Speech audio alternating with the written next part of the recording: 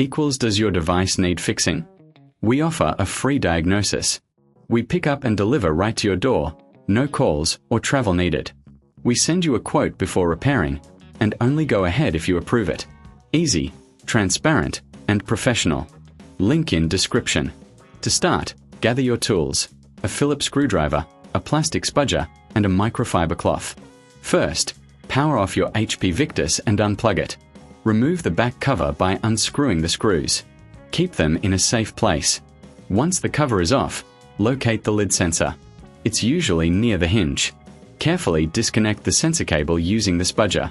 Check for any dust or debris around the sensor area. A clean surface ensures better functionality. If the sensor looks damaged, consider a replacement. Before reassembling, inspect the internal components for any loose connections. This is a good time for a thorough cleanup.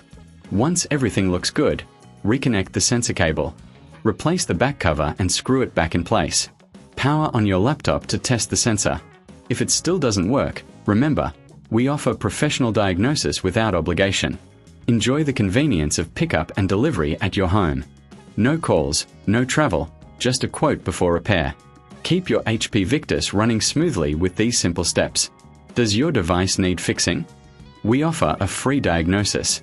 We pick up and deliver right to your door, no calls or travel needed. We send you a quote before repairing, and only go ahead if you approve it. Easy, transparent, and professional. Link in description.